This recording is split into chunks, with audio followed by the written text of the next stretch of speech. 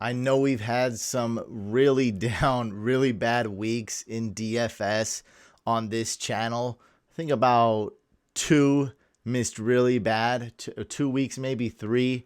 But we've had some really good weeks. And if you watched the last video, absolutely crushed it. Matt Ryan stack worked out well. And I had my most successful week in fantasy overall in all aspects. I took down GPP last week, and it was amazing. Lots of great picks. It was a good feeling. And that's exactly how GPPs should be. You want to finish close to dead last, or you want to finish close to first place, or, first place, obviously, and win that big prize. That's exactly how you want to do it. You don't want safe players who get you consistently 12 fantasy points. That's not the way to do it. Your upside is to barely get placed, barely be in the green, and win a few bucks. And that's really not sustainable over time. You're going to lose anyway. So let's not be safe. Let's focus on contrarian picks, cheap picks, and those crazy high upside picks that are going to get us a lot of fantasy points, those boomer bust players, or fall flat like they did a couple weeks ago. It happens. Okay, so let's start off with quarterbacks. My three elite options are Russell Wilson. He's worth the price. Not going to talk too much about him. I try to avoid talking about players that are obvious. Everyone knows. I mean, he's MVP leader right now. There's really not much analysis needed. Matchup is good as well. Josh Allen. Now, I am a little bit more excited about him because so many players are injured for the Bills on the defensive side. They're missing their best player, Tre'Davious White. They're missing other players. And so this could be a little bit more of a shootout than we thought. It's still a lopsided game where the Bills will dominate the New York Jets. But maybe some things will happen for the Jets offense to keep this game a little bit more interesting for a little bit longer, to where we'll actually see Josh Allen finish out the game.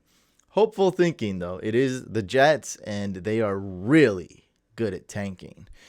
Mahomes is a guy that I'm not as excited about. Basically, same reason. They're facing the Broncos, and although the Broncos aren't trash or anything like that, they do have enough injuries and just not enough upside for me to see this game as a shootout. I feel like the Chiefs defense is going to bounce back, and this is going to be a lopsided game where Patrick Mahomes will do his thing. He'll be really good, and then they'll just lay off the gas pedal, because why would you need to throw the ball and risk the game in the fourth quarter when you're up by a couple touchdowns? Well, Andy Reid might, but still, just for me, it's probably not worth it in a GPP to pay up for Patrick Mahomes.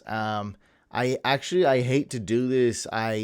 Sometimes I try to find like last week I was trying to find so many reasons not to pick Matt Ryan, which was a crazy stupid pick that worked out, and I really couldn't. I couldn't find too many reasons not to pick him, other than, oh, he was bad the last couple of games, and we don't go off that. And really, I love Kyler Murray, and I'm trying not to pick him, but I just can't resist. The price is decent. He's, even though it's 7,100, I do have him as a top 2 or top 3 quarterback this week. That's how good he's going to be. And the reason why I was trying to get off of him, because I always go for players that just had a bad game or are questionable or have a bad matchup, and that's none of the above. Very interesting here. Look at this, guys. With only 9 completions in the past game, this past week against the Cowboys, only 9 completed passes. Kyler Murray still good enough for a top 5 fantasy finish. Okay, he did better than Lamar Jackson, for instance, with only 9 completions. 24 pass attempts, 9 completions, and he had no connection with Hopkins until just one play where he hit him. That's how it was. 10 rush attempts, 74 rush yards, 1 rushing touchdown. So if he was a running back, let's say, and we just went off the rushing stats, what would that be? 7.4 fantasy points plus 6 for the touchdown. That's 13.4 fantasy points just off his rushing stats. And then he threw a couple touchdowns. So yeah, we're looking at a 30-point finish nearly for Kyler last week. He was nowhere near any of those bonuses. Well, I guess 100-yard bonus for rushing. He was kind of close to that. This week against the Seahawks in a shootout, it's going to be an amazing game. NFL pushed this back a little bit, and they know it's going to be a high-scoring game. We're going to see 80 points total from this game for sure. Each team putting up 40 points. It's going to be insane. It's going to be exciting. And I just can't get off of Kyler no matter what. Everything lines up. He's playing great. He could be back. If the Cardinals win and Kyler plays near perfect, he's going to be back in that MVP discussion. And the reason I didn't want to pick him, look, because he just had a baller game, top 5. Everyone remembers it because it was actually the last game we saw from week 6, Monday night. And he's facing the Seahawks, and we see a green 32 here. So Seahawks allow the most points for quarterbacks on this website. And, you know, he's going to get picked. It's not going to be contrarian. I try to get off of it, but I can't. Absolutely love Kyler Murray. I love the game script. I love the shootout. It's Russell Wilson versus Kyler Murray, 2 baseball players, 2 quarterbacks that aren't too tall, and they can throw the ball and they can run it. It's exciting. I think you guys know that. I don't think I need much convincing on the game and why Kyler is good. He's great. I do have 2 cheap options for you guys. So one cheap medium option, and that's Justin Herbert. One thing I'm excited about is similar to Kyler Murray, but he's only getting, it's the rushing stats. He's only getting 13.75 rush yards per game, but his rushing ability, his talent is a little bit better than that, right? I think he can easily, he's going to have to break that 30 rush yard mark at least once. And so we saw him get, what was it, 1 rushing touchdown? Yeah, 1 rushing touchdown for his career for this season. He's a rookie. And maybe he'll get another rushing touchdown and get at least 30, 40 rush yards this game.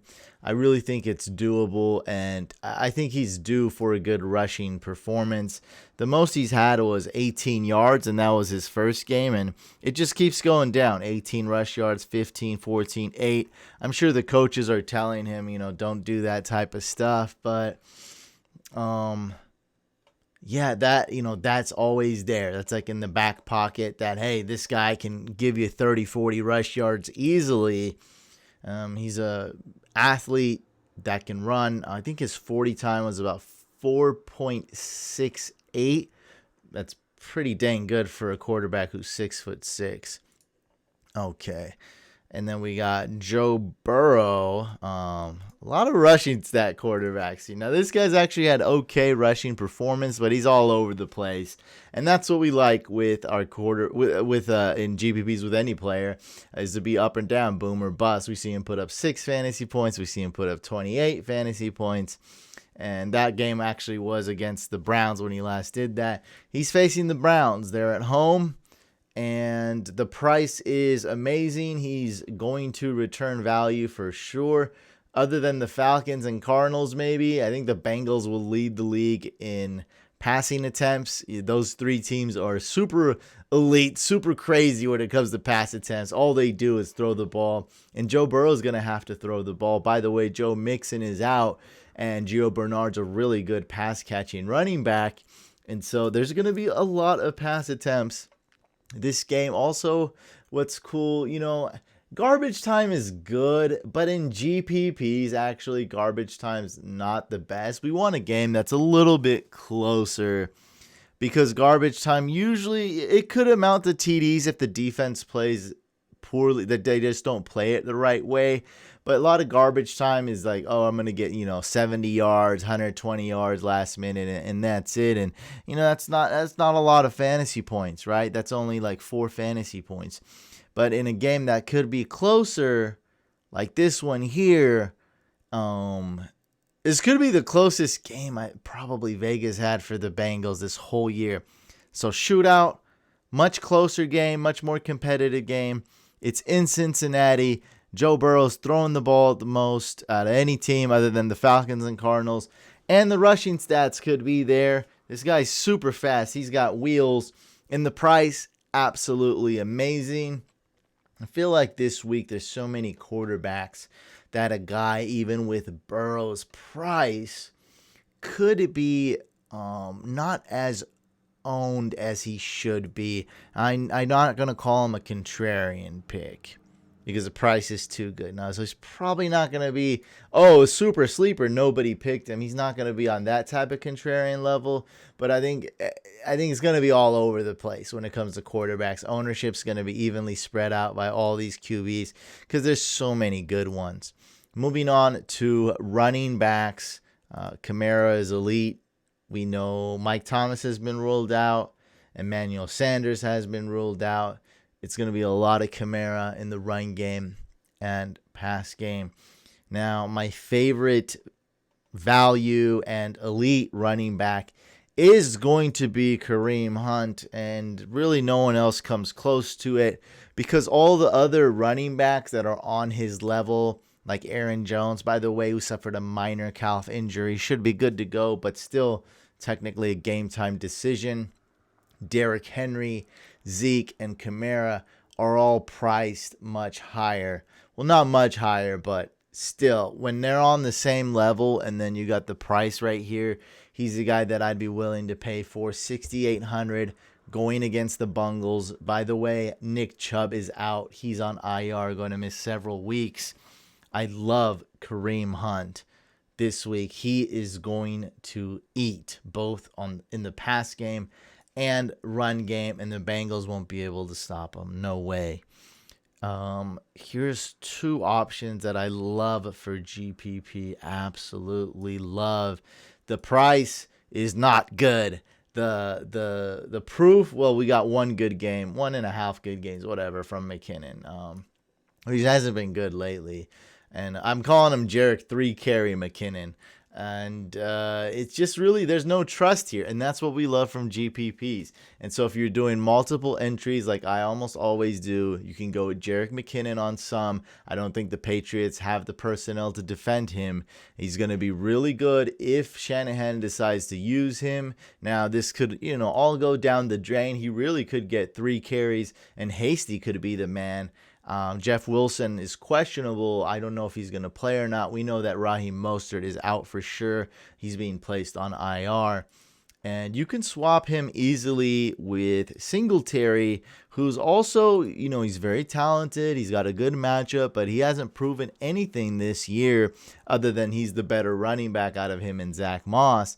And so this game script is so good, yet the price isn't amazing, that if he were to beat out some of these more chalkier picks, he's going to be great for you. And I think this is the game going up against the Jets. Same price as McKinnon, $5,800. I do like Singletary.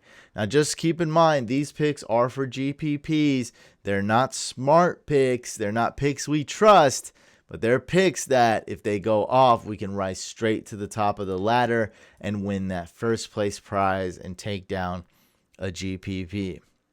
A guy I really like right here is Antonio Gibson. He's not going to be contrarian, but the upside is there. So he's going to have a lot of upside going against the Cowboys. Price is $5,000.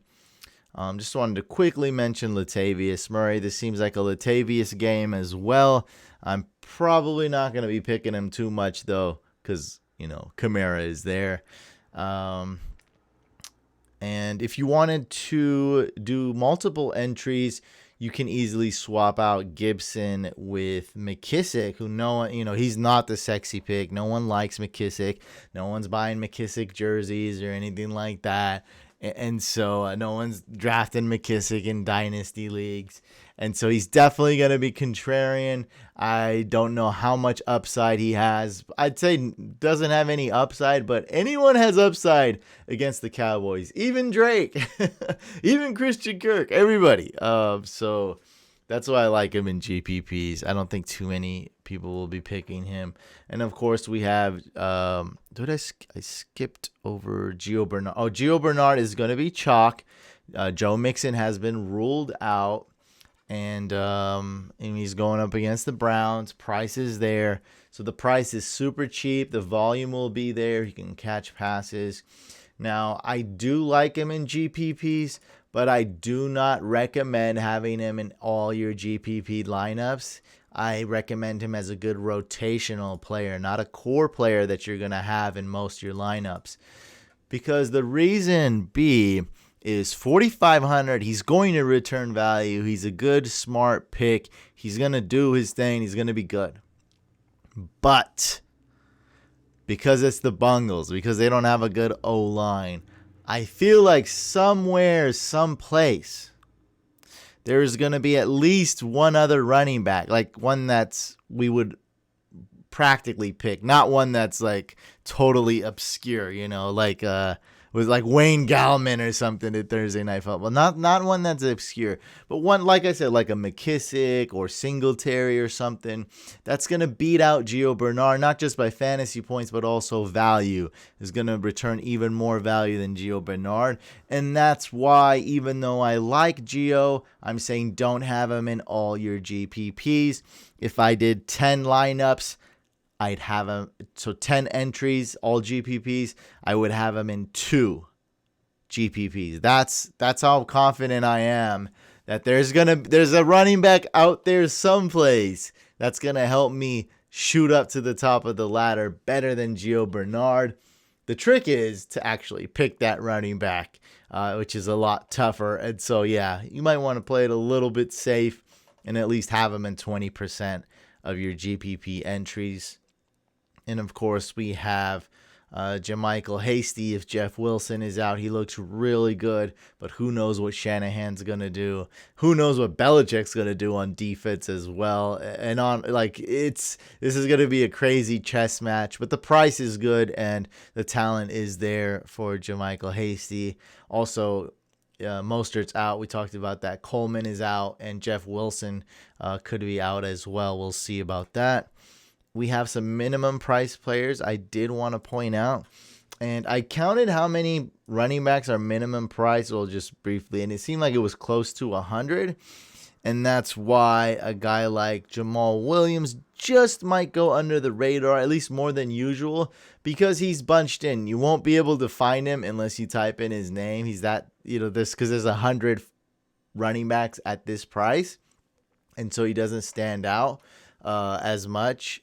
And just off that, his ownership will be down 1 or 2%. It's how it is. People are lazy. And I almost didn't see him. Even though I was looking to add him in all my redraft leagues and my dynasty leagues, if he was available. And I still almost forgot about him. Obviously, if Aaron Jones is out, he's a great play. If Aaron Jones is in, still at this price, he gets usage.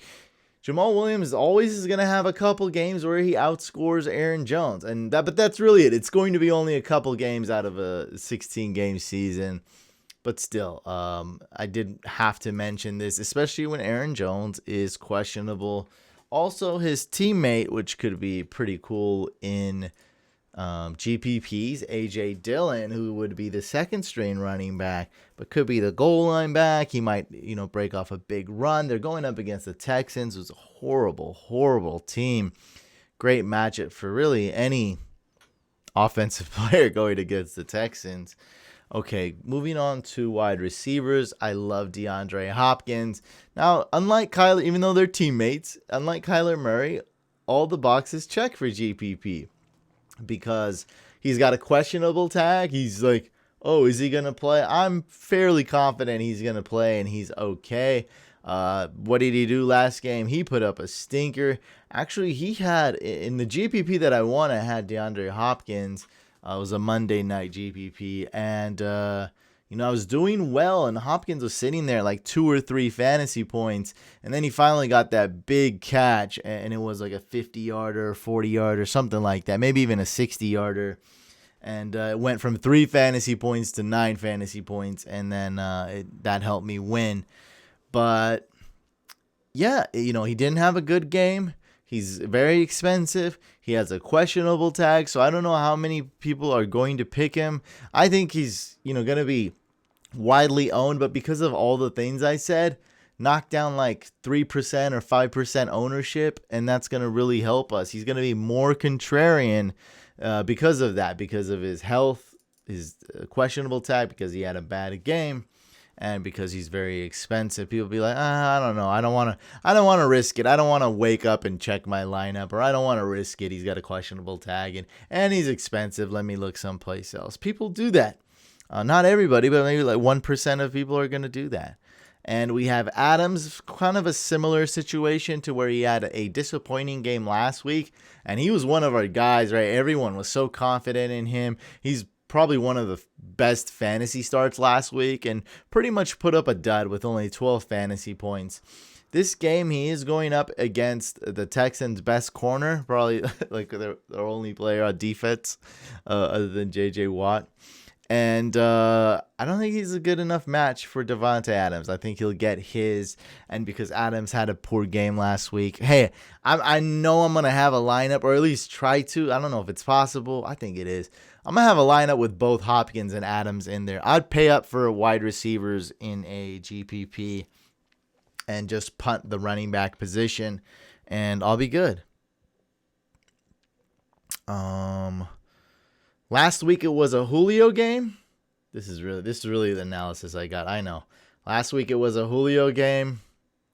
This week could be a Calvin Ridley game. Nobody picked Julio last week. So crazy. And that's really why I won so big, is that I was just shocked that nobody picked him. The price was amazing.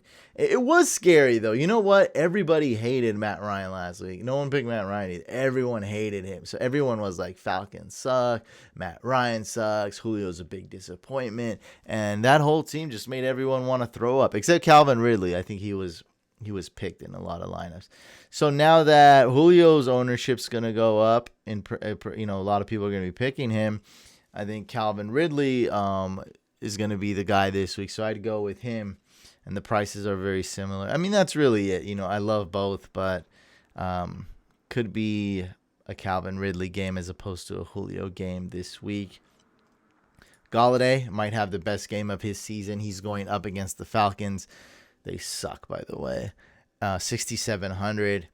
And this one is actually the one I'm very excited about. It's right next to Tyreek Hill, too, if you separate it by price. Chris Godwin, 6,400, going against the Raiders. They're going to put him in the slot, and it's very easy to score against the Raiders if you're a slot receiver. I think this is the game where he's going to go off. Now, I just got an alert on my phone that Antonio Brown might be visiting with the Buccaneers, and they hope to sign him. But, hey, he's suspended for now, and he can't play this week anyway. So that's good about DFS. He's not going to ruin our Buccaneers party, at least not this week. But he might play week 9. Who knows? After that suspension is over. Anyway, Chris Godwin, he was absolute stud last year. Bruce Arians is the coach, and why not go for him this week against the Raiders? The price is not bad. I think one that's extremely popular. This is not going to be chalky, but I love him. I think he could really be a top 5 wide receiver this week, and that's Scary Terry, 5,800, going against the Cowboys. He's averaging about 9.7 targets a game. That's a target monster. Does that put him? I don't know if that puts him top 5 in targets per game, but definitely top 10. He's getting so many targets, man, and the matchup is just amazing. And then we got, there's really guys right in front, like Julio last week. there's really guys right in front of us that are going to be contrarian. And so Debo just had a good game, and I really like him against the Patriots. Even though the Patriots have a really good pass defense, he's more of a he's a hybrid. He's a half running back, half wide receiver, and they really use him like a running back. Even though they throw to him, he's not a prototypical wide receiver. Prototypical slot receiver is Julian Edelman, sitting right in front of us, just like Julio. Edelman has been an amazing player his whole career. He just had a career high 179 receiving yard game just a few weeks ago. But that game against the Raiders was definitely an alarm. I'm not as alarmed with these last two performances. Maybe he does have a real knee injury. I think that's all baloney with him being questionable every week. Maybe I'm wrong. I'm just guessing. This was an alarming game, though. But if I'm alarmed, I'm way less scared than other people in fantasy. I panic way less. I'm just less scared. I'm not afraid to make stupid, crazy picks. And Edelman has become one of those picks. 5,000. A lot of people are going to be terrified to pick him. He's averaging 5 fantasy points his last 3 games. But I know his quarterback can do it. I know he can do it as long as he's healthy. And the matchup is great. Now, the Niners D is still good, but the slot corner, I don't think anyone's going to be able to defend him. The Niners are a bit banged up in the secondary, so whoever would be defending him that could hang with Edelman is not going to be there. So I think it's going to be a huge hole for the Niners, and Edelman could get 10-plus catches this game if he's healthy. And that's another thing that's cool. If you want to go Debo, it's an easy swap for your second lineup, second entry. Swap out Debo with Edelman, and then swap out another player. That's how you do multi-entries. All right, and we have Tim Patrick. Love his price, $4,600, going against the Chiefs. Broncos will have to throw it. And we have one that's much more obvious now, and that's Tre'Quan Smith at 4,000. That's not minimum price for a wide receiver, but still extremely cheap. And that's really it. Sanders is out. Mike Thomas is out. He's going to get targets. The price is there. He's going to return value. Could be a bit of a chalky pick. Let me just give you one other cheap option. That's Demarcus Robinson, who I picked last week as well. He's the number 2 wide receiver for the Chiefs. And his price is extremely cheap, by the way. I just wanted to point that out there. If you needed salary relief, Demarcus Robinson's not a bad pick. For tight ends, Noah Fant, pretty obvious. He's going to be chalky. Price is good. And this is the most popular fantasy question I'm getting this week is about Noah Fant. And I'm telling just about everyone to start. I've told 100% of people to start Noah Fant for sure. A little bit less hype and a little bit cheaper could be Hunter Henry in an amazing matchup against the Jags.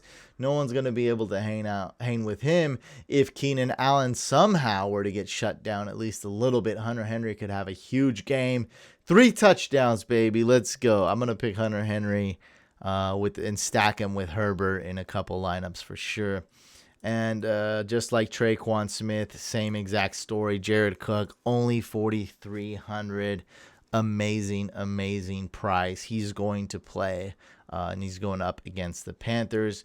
And with Austin Hooper out, I think Njoku's actually somewhat okay. Priced at 3,000. If you need salary relief, this is the guy to go to. And he did well week 1. We got really touchdown to save it. But with Hooper out and Jarvis a little bit banged up, Nick Chubb out, they might go to Njoku a little bit more. All you need is 1 touchdown or like three receptions or a touchdown, and he'll return value. That's really it. Like, he's priced only 3,000, so it won't crush your team if he does bad. It's tight ends are, other than Kelsey, tight ends are impossible to predict this year. It's so difficult to know what's going on. I'm probably going with defenses. I'm going with the Bills, most expensive, going against the Jets.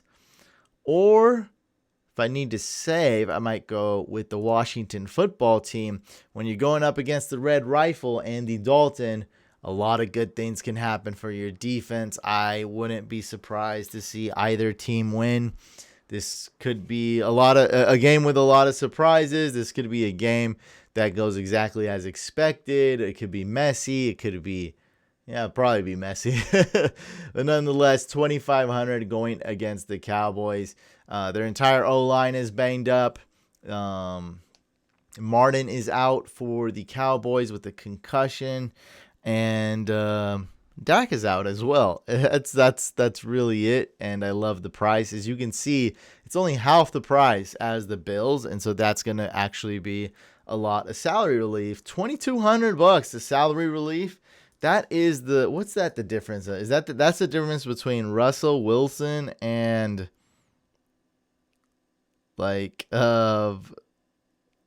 Joe Burrow, yeah. Which I love Joe Burrow, but like Russell Wilson and Teddy Bridgewater.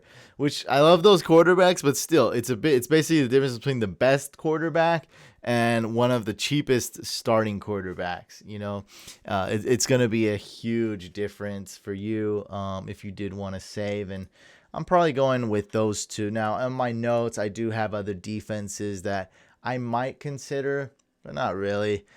Chiefs, Bucks, Steelers, Chargers, Niners, Cowboys in that same game against Washington, and the Browns going against the Bengals. What about the Bengals, D? Actually, I'm going to write that down. How much? Oh, they're the same exact price?